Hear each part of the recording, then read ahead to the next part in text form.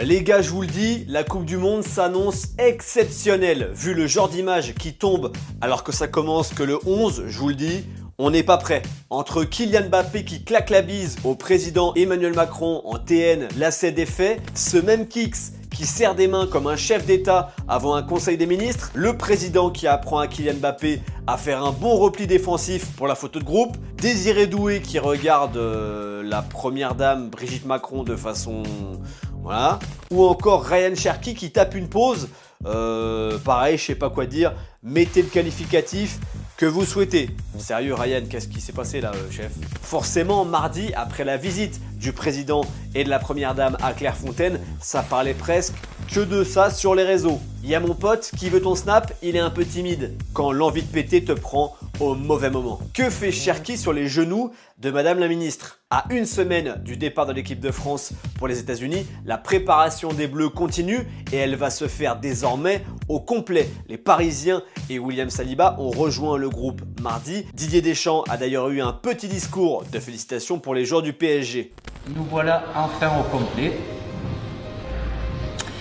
C'est très bien, on peut les applaudir.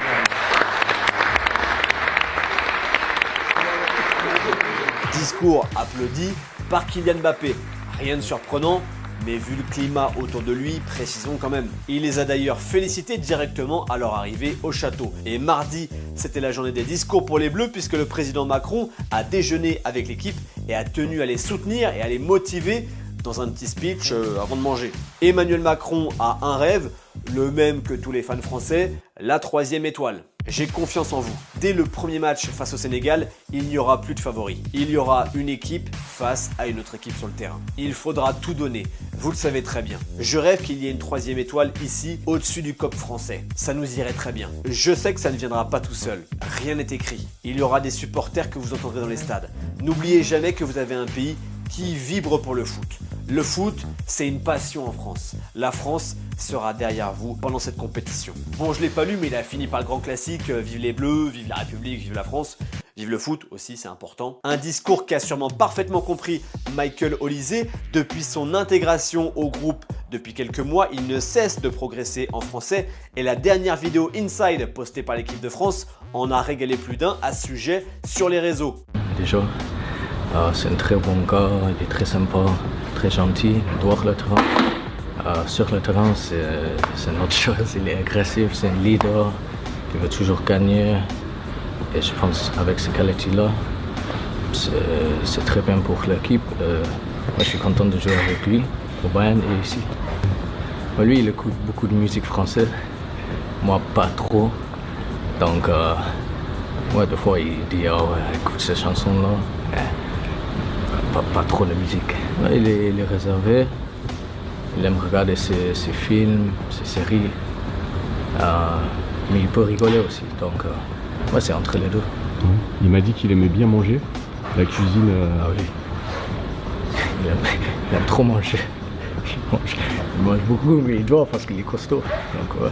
La prépa continue, elle va devenir un peu plus concrète avec le premier match contre la Côte d'Ivoire jeudi à Nantes, puis le deuxième et dernier match amical avant le départ contre l'Irlande du Nord à Lille lundi. Fini les seules séances de foncier, place au jeu désormais des séances d'endurance, durant lesquelles, visiblement, d'après Ryan Cherki, Kylian Mbappé n'est pas le meilleur. Bon, c'était comment Ryan? Ça va, ça va.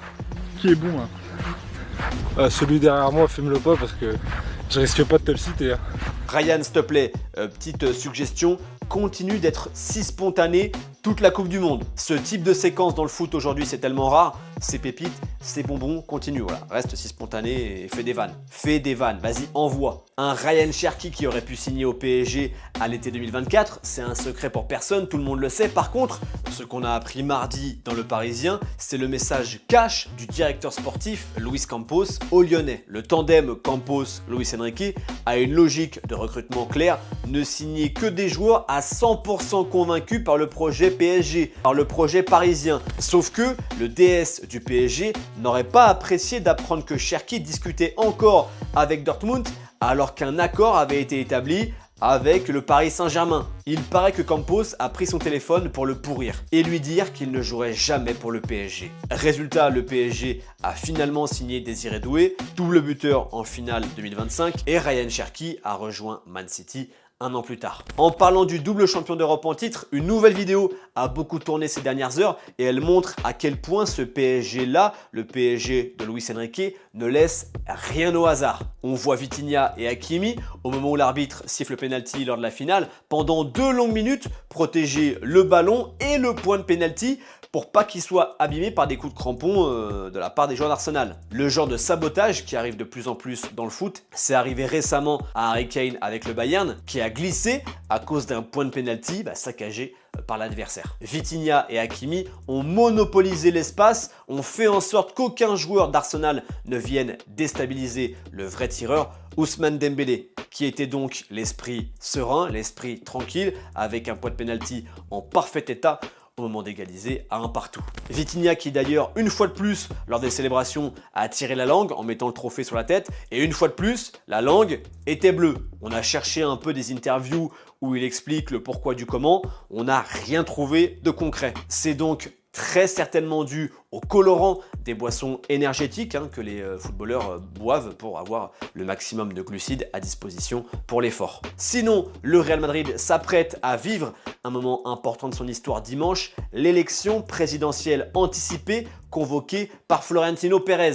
Si son adversaire Enrique Riquelme l'emporte dimanche, on sait déjà ce qui est prévu pour les premières semaines du mois de juillet. Raúl prendra la direction sportive du club, José Mourinho ne devrait pas être l'entraîneur, Erling Haaland sera une des priorités estivales. Si c'est Florentino Pérez qui l'emporte, a priori, ce sera synonyme du grand retour de José Mourinho sur le banc du Real Madrid. Le président sortant en a dit plus sur son futur proche aux médias El Espagnol. Ce jeudi, j'annoncerai la première recrue majeure du Real Madrid pour la saison prochaine. Tout le monde connaît mon projet sportif, avoir les meilleurs joueurs et continuer à gagner. Ceux qui me connaissent savent que les meilleurs joueurs seront au Real Madrid et que nous remporterons la Ligue des Champions. Denzel Dumfries devrait arriver, Ibrahima Konaté est également annoncé. Selon Marca, 5 recrues sont à prévoir durant cette période estivale.